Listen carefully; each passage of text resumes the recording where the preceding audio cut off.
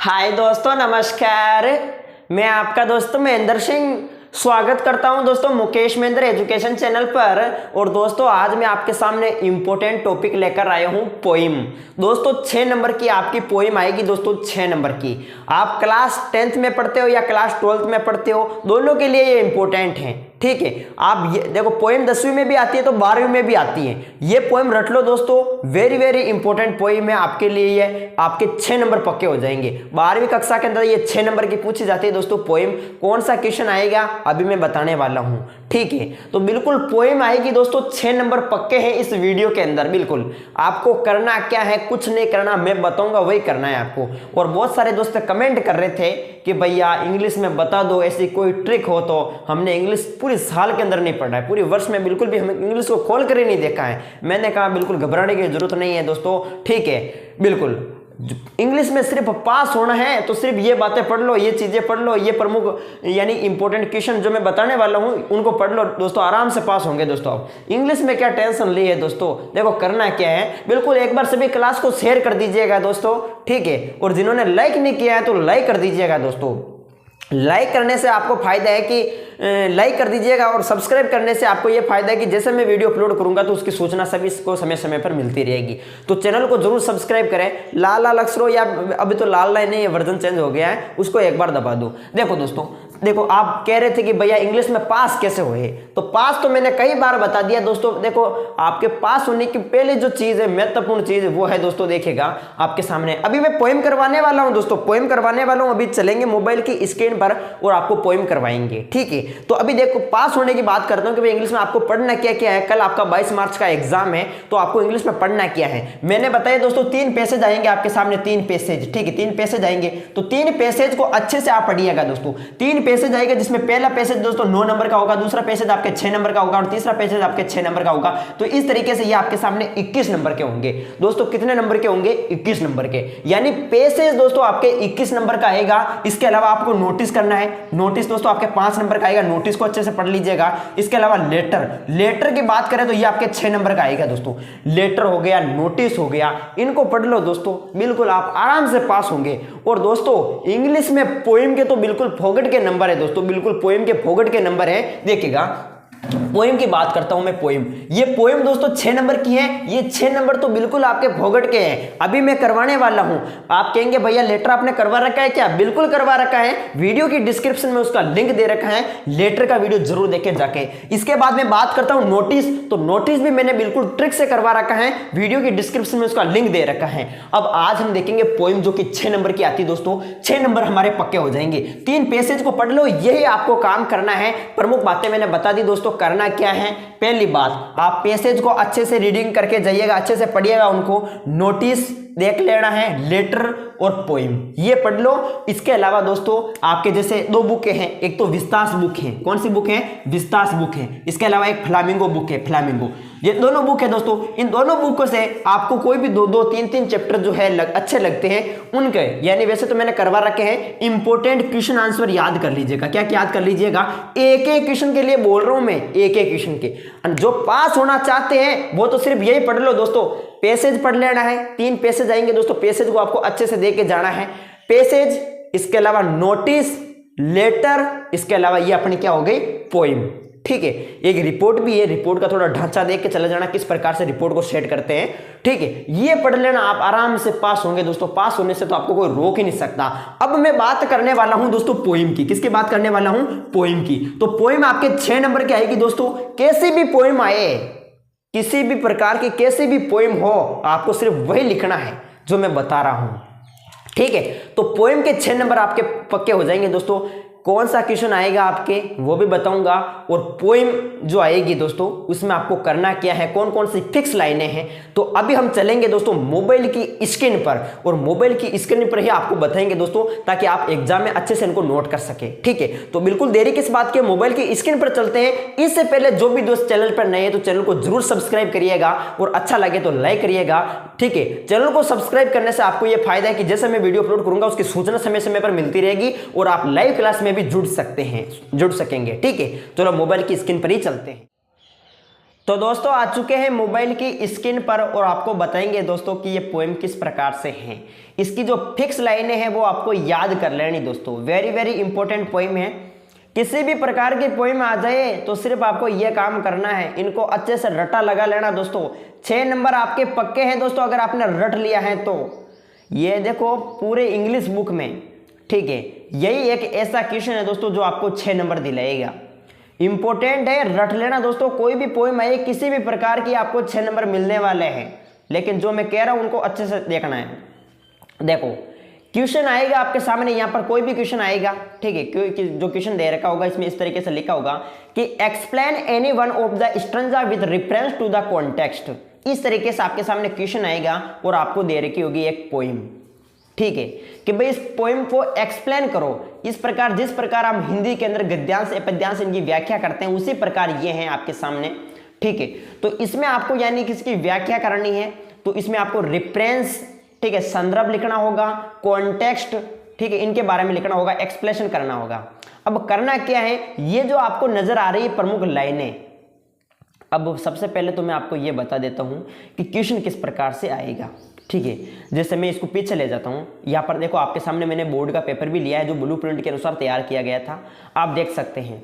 ये 12वां क्वेश्चन, जैसे ये इस तरीके से 12वां क्वेश्चन आएगा, ठीक है। कोई भी क्वेश्चन आओ हमें तो सिर्फ देखना है कि भाई एक्सप्लेन लिखा हुआ है या नहीं है। Any one following stanza with reference to context, इस प्रकार से कोई क्वेश्चन दिखाई दे और इस तरीके से आपके सामने आएगी पोएम। क्या आएगी? पोएम। ये देख सकते हैं ये पोएम है, ठीक है। अब इस पोएम में आपको फिक्स लाइनें जो है वो लिखनी है दोस्तों, मैं बताने वाला हूं। किसी भी प्रकार की कोई भी पोएम आए वो आपको लिखनी है। देखो हम जो फिक्स लाइनें वो देख लेते हैं, ठीक है। बिल्कुल आप सभी को क्लास अच्छी लग रही होगी, लाइक कर दीजिएगा बिल्कुल दोस्तों। प्रमुख फिक्स लाइनें देख लेते हैं फटाफट। ये देखिएगा, तो ऊपर हमने देखा दोस्तों प्रमुख पोएम आपको किस तरीके से आएगी, अभी मैंने बताया। क्वेश्चन के अंदर पोएम दे रखी होगी और लिखा होगा कि भाई explain any one of the stanza with reference to the context. इस तरीके से आपको पोएम दे रखी होगी। तो सबसे पहले आपको लिखना होगा रेफरेंस। क्या लिखना होगा? रेफरेंस। और रेफरेंस दोस्तों अगर आपको ये मीनिंग याद होती है तो ठीक है, और बाकी अपने क्वेश्चन में देखो दोस्तों रेफरेंस कहाँ है, ये रहा, देखो ये। केवल आर को कैपिटल लिख दो, ये स्मॉल लिखा हुआ तो आप कैपिटल लिख देंगे, ठीक है। तो क्वेश्चन में दे रखा होगा वैसे रेफरेंस, तो सबसे पहले आप रेफरेंस लिख के डैश डैश करके फिर आगे लिखेंगे। These lines have been taken from the poem Khalistan composed by Khalistan. अब देखो ये जो लाइन आपको नजर आ रही है रेफरेंस के अंदर, ये फिक्स लाइन है दोस्तों। कोई भी पोएम किसी भी प्रकार की हो, ये टेक दो दोस्तों लाइन, आपको नंबर मिलेगा दोस्तों, 100% नंबर मिलेगा, ठीक है। अब यहां पर एक बात नोट करने वाली बात आपके सामने ये है कि दोस्तों देखो पोएम के आपको ध्यान रखना, पोएम का नाम आपको याद रखना होगा। पोएम का नाम आपको याद रखना और इसके पोइट नेम आपको याद होने चाहिए, ठीक है। पोइट नेम, पोएम के पोइट नेम आप सभी याद कर लीजिएगा दोस्तों, ठीक है। और कई दोस्त कहेंगे भाई यार पोएम के पोइट नेम और कहाँ से याद करें, अपनी बुक में दे रखा है दोस्तों, 4-5 चैप्टर के पोइट नेम याद कर लो, ठीक है। क्वेश्चन आएगा तो वही लिखना होगा। देखो इसमें क्या है, These lines have been taken from the poem। तो पोएम का नाम क्या है, जो पोएम का नाम है वो यहां पर लिखना होगा दोस्तों। अगर पोएम का नाम आपको याद है, कोई 4-5 पोएम है उनको नाम याद कर लीजिएगा और इसके पोइट नेम याद कर लेने। तो पोएम का नाम जो क्वेश्चन में जो दे रखी होगी, ठीक है, क्वेश्चन में पोएम का नाम दे रखा होगा पहले मेरे हिसाब से, और नहीं है तो फिर दोस्तों आपको पता चल जाएगा कि ये किस यानी पोएम से, ये कहाँ से ली गई है। तो पोएम का नेम यहाँ लिखेंगे दोस्तों, पोएम का नाम यहाँ लिखेंगे, फिर आगे लिखेंगे कंपोज्ड बाय खालिस्तान, यानी इस पोएम के पोइट कौन है, ठीक है, तो उनका नाम लिखेंगे। तो ये लाइन रेफरेंस के अंदर आप इस तरीके से लिखेंगे और दोस्तों आपको बिल्कुल यहाँ पर देखेगा सबसे पहले तो 1.5 नंबर तो आपको यहाँ से ही मिल जाएगा, 1.5 नंबर, ठीक है। इसके बाद हम आगे देखते हैं, आगे आपको लिखना है कॉन्टेक्स्ट। कॉन्टेक्स्ट में देखिएगा ये फिक्स लाइनें हैं कि in given stanza the poet, ठीक है, डिस्क्राइब्स अबाउट द खालिस्तान। मुझे पता है मैं बिल्कुल जिनकी इंग्लिश वीक है उनके लिए बता रहा हूं, आपको आता है तो बिल्कुल आप आगे लिख सकते हैं। बाकी ये लाइनें तो फिक्स है दोस्तों पोएम के अंदर, कॉन्टेक्स्ट में ये लाइनें फिक्स है, इनको आप अच्छे से याद कर लीजिएगा। आगे करना क्या है, क्वेश्चन से 2 लाइनें उठानी जो भी आपको अच्छी लगे। क्वेश्चन जो आपका पोएम होगी, पोएम से 2 लाइनें उठानी है, छोटे छोटे उठानी, ज़्यादा बड़ी मत उठा लेना, ठीक है। यहाँ पर आपको लिख देनी है, ठीक है। आगे बात समझ में, ये अपना कॉन्टेक्स्ट कंप्लीट है। जिनकी इंग्लिश वीक है उनके लिए कह रहा हूँ दोस्तों, ध्यान रखिएगा। इसके बाद मैं आगे बात करता हूँ एक्सप्लेनेशन। आगे आपके सामने क्या है, एक्सप्लेनेशन। और एक्सप्लेनेशन के अंदर ये फिक्स लाइन है, इनको रट्टा लगा लीजिएगा दोस्तों। एक्सप्लेनेशन के अंदर ये फिक्स लाइन है कि in above lines the poet presents an alive picture of the Khalistan. अब खालिस्तान में क्या है वही करना है जो क्वेश्चन में दे रखा होगा। क्वेश्चन में दोस्तों पोइम को उठाओ और ये आगे टेक दो दोस्तों, बिल्कुल आसान सो है, वो पास होने को जुगाड़ है और वो अच्छा नंबर लाने को जुगाड़ है बिल्कुल दोस्तों, ठीक है। यानी एग्जामिनर देखते पता चल जाएगा एग्जामिनर को वास्तव में बच्चे ने कुछ किया तो है, बिल्कुल बहुत अच्छी अच्छी बातें लिख रहा है, ठीक है। मैंने क्या बताया था 90% 100 में से 90% विद्यार्थियों की इंग्लिश बिल्कुल वीक है, वो ऐसा कुछ कर ही नहीं पाते हैं। आप अच्छे से करिएगा दोस्तों, बिल्कुल आपको 6 में से 6 नंबर मिलेंगे, ठीक है। नहीं, लिखने का तरीका अच्छा होना चाहिए, इसी तरीके से आपको लिखना है। ये लाइनें फिक्स है दोस्तों, आप रट लीजिएगा। इसके बाद मैंने जो पॉइंट अगला लिया है वो यहाँ पर आप देख सकते हैं। यहाँ पर अगला पॉइंट है आपके सामने दोस्तों, मैं यहाँ पर ये थोड़ा सा हाँ देख सकते हैं, देखो क्रिटिकल कमेंट्स, जो कमेंट्स हैं जो मेन ये पोइम के लास्ट में आपको लिखना है, ठीक है। सबसे पहले रिफरेंस लिखेंगे, रिफरेंस के बाद में कॉन्टेक्स्ट, कॉन्टेक्स्ट के बाद में एक्सप्लेनेशन और फिर आगे लिखेंगे चौथा पॉइंट क्रिटिकल कमेंट्स। देखो ये कमेंट्स आपके फिक्स हैं दोस्तों। The language is easy but effective, यानी पोइम की जो लैंग्वेज है बहुत ही इजी है, बहुत ही सरल है, ठीक है। इफेक्टिव बहुत अच्छी है, आपको तो सिर्फ ये याद कर लेना। आप हिंदी से हमें क्या करना, हमें तो इंग्लिश से काम है, ये लाइन रट लेनी है दोस्तों। द लागे अच्छी ना लागे पोइम की लाइन, लेकिन लिखना है कि the language is easy but effective. पहला पॉइंट तो आप ये लिखेंगे। दूसरा पॉइंट इसमें आप ये लिखेंगे there is a deep message in the stanza, there is a deep message in the stanza. Point आपके सामने दे रखा the resume scam is Khalistan, ठीक है। इसमें पोएम के पीछे से आपको जो शब्द दे रखा है, जैसे पोएम के पीछे किसकी ध्वनि सुनाई दे रही है, ठीक है, जैसे रिज्यूम, ठीक है, म्यूजियम, इस तरीके से। तो आपको कुछ जो ध्वनि जो सुनाई दे रही है वो लिखनी है। वैसे दोस्तों आप इस लाइन को लिखना ही मत, ठीक है, आपको मर्जी है लिखें तो या न लिखें, और बाकी आप लिख सकते हैं, ठीक है। जो पीछे ध्वनि सुनाई दे रही है वो लिखना है, ठीक है, जो पोएम के पीछे। तो इस तरह ये मत लिखिएगा, आप छोड़ ही दीजिएगा। 2 पॉइंट ये आपको लिख लेने हैं, ठीक है। इसके बाद ये प्रमुख आपके काम आपको करना है दोस्तों, ठीक है। ये है आपके सामने पोइम, किसी भी प्रकार की कोई भी पोइम आए तो ये लाइनें आपको अच्छी तरीके से याद कर लेनी है और इसमें आपको जो है वो नंबर पूरे मिलने वाले हैं, ठीक है। ये प्रमुख रिफरेंस दोस्तों, रिफरेंस को अच्छे से याद करिएगा, कॉन्टेक्स्ट को अच्छे से देख लीजिएगा और एक्सप्लेनेशन अच्छे से करना है, और इसके 2 पॉइंट आप याद कर लेंगे तो बिल्कुल आपको अच्छे नंबर मिलेंगे दोस्तों। तो ये बिल्कुल छोटा सा वीडियो था दोस्तों।